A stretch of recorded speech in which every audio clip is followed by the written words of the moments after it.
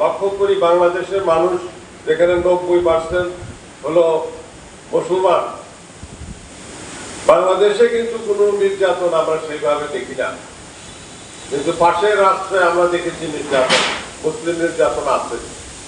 আমরা অস্বীকার করতে পারবো? আমরা পারবো না, আমরা দেখি সেটা। এবং আশেপাশে অনেক রাষ্ট্র, যেটা নাম বললাম আপনাদের, সেখানেও যেখানে মুসলমানের সংখ্যা কম, তাদের উপরে একটু নির্যাতন করা হয়, তাদেরকে তাদের অধিকার সেইভাবে দেওয়া হয় না। এই সমস্ত অসুবিধাগুলো যদি দূর করতে হয়, যেগুলো বললাম, তাহলে আমাদের সঠিক নেতৃত্ব দরকার। ঠিক আছে? সঠিক নেতৃত্ব। যদি একটা ভালো পরিবারে যদি নেতা ভালো থাকে, সেই পরিবার ভালো হয়। একটা ওয়ার্ডে যদি ভালো মেম্বার নির্বাচিত হয়, সেই ওয়ার্ড ভালো হয়। যদি একটা ইউনিয়নে ভালো যদি একজন ইউনিয়ন চেয়ারম্যান নির্বাচিত হয় ভোটের মাধ্যমে, তাহলে পর সেই ইউনিয়নের উন্নতি হয়, ভালো হয়, শান্তি থাকে। আবার যদি একজন উপজেলায় যদি ভালো একজন নেতাকে আমরা বেছে নিতে পারি, তাহলে উপজেলার মঙ্গল হয়। যে নেতার শিক্ষা আছে, যে নেতা ধার্মিক, যে নেতা অন্যায় কাজ করে না, ঘুষ খায় না, ঠিক মতো ধর্মকর্ম করে, মানুষের প্রতি ভালোবাসা আছে, সেই ধরনের একজন নেতা, যে কর্মঠ নেতা, তাকে যদি আমরা বেছে নিতে পারি, তাহলে পরে আমাদের দেশে মঙ্গল হবে। আমাদের এমপি মহোদয়ের যিনি, যাকে তিনি ভালোবাসেন, যার প্রতি আস্থা রাখেন, আস্থা ইতিপূর্বে রেখেছেন, আমরা সবাই জানি তিনি কে। জানি না? জানি তো সবাই। আমাদেরকে আজকে মানিকগঞ্জ উপজেলা ইমাম সাহেবদেরকে ডাকা হয়েছে। এতটুকু ইশারায় আমাদের জন্য যথেষ্ট। আমি আপনাদেরকে অনুরোধ করবো, আমাদের এমপি মহোদয়ের যিনি মনোনীত, তার ব্যাপারে আমরা আমাদের অবস্থান থেকে সর্বোচ্চ চেষ্টা করব। আমাদের সকলের প্রিয়, দীর্ঘদিন যিনি এই উপজেলার দায়িত্ব পালন করেছেন, জনাব মোহাম্মদ ইসরাফিল হোসেন ভাই, আমরা ইনশাআল্লাহ ইসরাফিল হোসেন ভাইয়ের জন্য আগামী উপজেলা নির্বাচনে তার জন্য সবাই সচেষ্ট সর্বাত্মক ভূমিকা পালন করবো ইনশাআল্লাহ। আসি তো সবাই ইনশাআল্লাহ। সাংবাদিক বন্ধুগণ, আমি নিম্ন স্বাক্ষরকারী সুদেব কুমার সাহা, আসন্ন সদর উপজেলা নির্বাচনের চেয়ারম্যান পদপ্রার্থী। অত্যন্ত দুঃখের সাথে আপনাদের মাধ্যমে মাননীয় প্রধানমন্ত্রী, নির্বাচন কমিশন, জেলা প্রশাসন, পুলিশ প্রশাসন ও সংশ্লিষ্ট সকলের দৃষ্টি আকর্ষণের জন্য আমার লিখিত বক্তব্য নিম্নে তুলে ধরছি। 1 নম্বর, বাংলাদেশ আওয়ামী লীগ উপজেলা নির্বাচনে দলীয়ভাবে অংশগ্রহণ না করে সকলের জন্য উন্মুক্ত করে দিয়েছেন। সেই সাথে দলীয় প্রধান মাননীয় প্রধানমন্ত্রী জননেত্রী দেশরত্ন শেখ হাসিনার নির্দেশ দিয়েছেন, কোনো মাননীয় মন্ত্রী এমপিগণ সরাসরি কোনো প্রার্থীর পক্ষে প্রচারে অংশগ্রহণ করতে পারবে না এবং পরিবারের কাউকে প্রার্থী করতে পারবে না।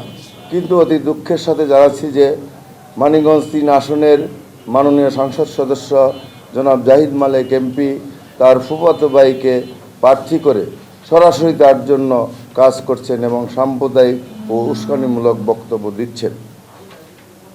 উপজেলা নির্বাচনে কোনো মাননীয় মন্ত্রী ও মাননীয় এমপিগণ কোনো প্রভাব বিস্তার করতে পারবে না মর্মে আওয়ামী লীগ সভানেত্রী জননেত্রী শেখ হাসিনার নির্দেশ অমান্য করে মাননীয় 3 আসনের মাননীয় সংসদ সদস্য ও সাবেক স্বাস্থ্যমন্ত্রী জনাব জাহিদ মালেক এমপি প্রতিনিয়ত দলের বিভিন্ন ফোরামকে ডেকে সদর উপজেলা নির্বাচনে তার ফুফাতো ভাইয়ের জনাব ইসরাফিল হোসেনের জন্য পক্ষে কৌশলে প্রভাব বিস্তার করছে।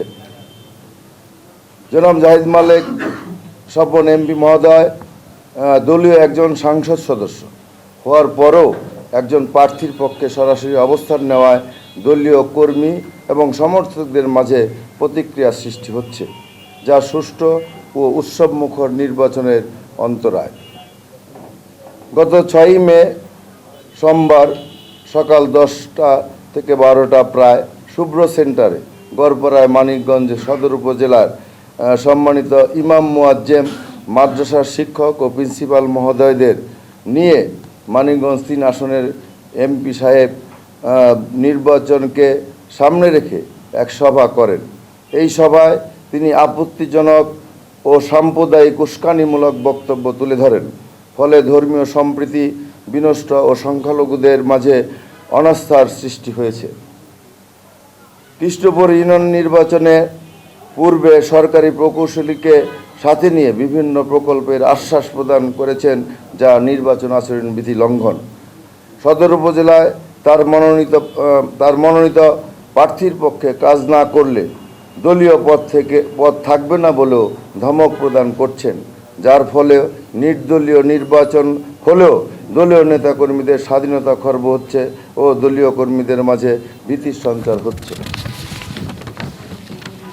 বর্তমান জনপ্রতিনিধি ও সাবেক জনপ্রতিনিধিদের ডেকে বারংবার এমপি সাহেবের আপন ফুফাতো ভাই তার পক্ষে কাজ করার জন্য চাপ সৃষ্টি করছেন। জনপ্রতিনিধিরা অসহায় বোধ করছেন।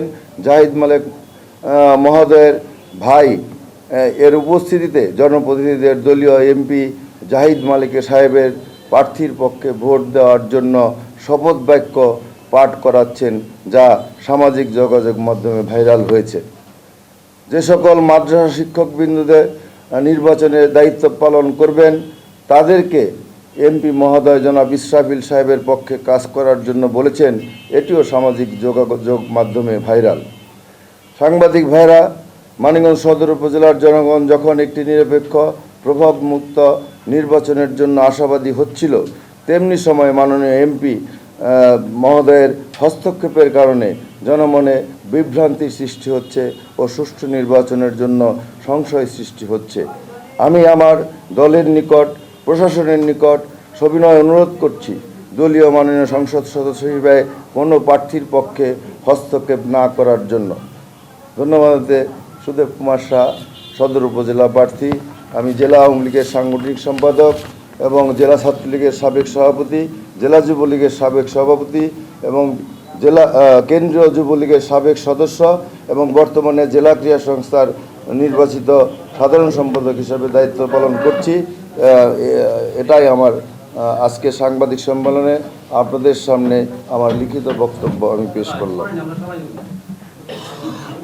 নামাজ ঘর করেছি, অতএব সাম্প্রদায়িক সম্প্রীতির যে বিষয়গুলো সেগুলো কিন্তু আমার ব্যাপারে মানায় না। আমি সব জায়গায় যাই, সব কিছুই করি। আর যে ব্যক্তিগত নির্বাচনকে সামনে রেখে ব্যক্তিগত আক্রোশমূলক কথাবার্তা, সেগুলো আসলেই একজন মাননীয় সংসদ সদস্যের মুখ থেকে মানায় না কিনা, এটাই আমার মানিকগঞ্জ সদর উপজেলাবাসীর কাছে আমি আহ্বান জানাচ্ছি। আমি বিশ্বাস করি এই সকল কিছু উপেক্ষা করে মানিকগঞ্জ সদর উপজেলার জনগণ ঐক্যবদ্ধভাবে এই সকল যে প্রতিহিংসামূলক বক্তব্য এবং ব্যক্তিগত আক্রোশমূলক বক্তব্যের জবাব সেদিন আগামী 29 তারিখে ব্যালটের মাধ্যমে মানিকগঞ্জবাসী দেবে, এটা আমার প্রত্যাশা। গতকালকে যে মিটিংটা হয়েছে সবই মাদ্রাসার শিক্ষক এবং মসজিদের ইমাম মুয়াজ্জিমদের নিয়ে, অত্যন্ত সম্মানী লোক তারা, এবং আমি বিশ্বাস করি তারা এই সকল উস্কানিতে কান দেবে না।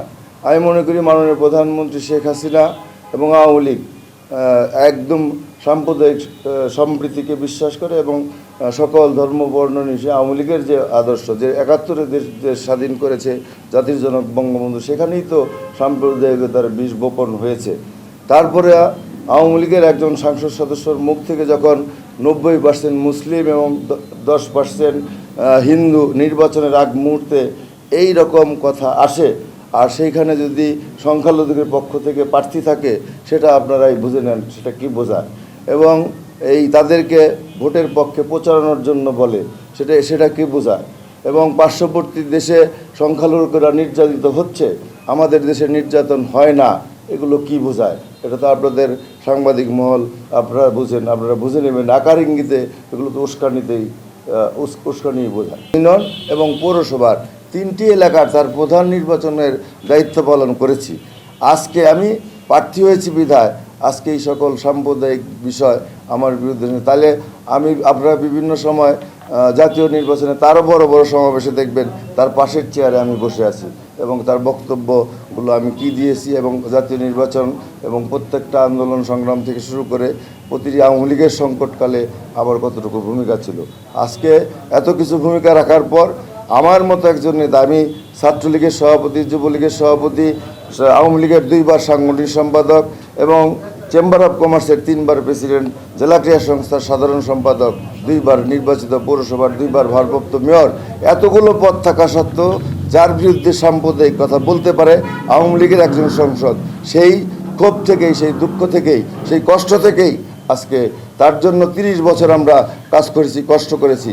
30 বছর 5টা নির্বাচন তার আমরা সাথে থেকে ফ্রন্ট লাইনে থেকে কাজ করেছি। যখন তার মুখ থেকে এরকম কথা আসে, কষ্টের থেকে আজকের এই সাংবাদিক সম্মেলন লঙ্ঘন করেই তার পক্ষে আকার ইঙ্গিতে ভোট চাচ্ছেন এবং প্রচারণা করছেন, সেই কারণেই আমরা আজকের এই সাংবাদিক সম্মেলন করছি।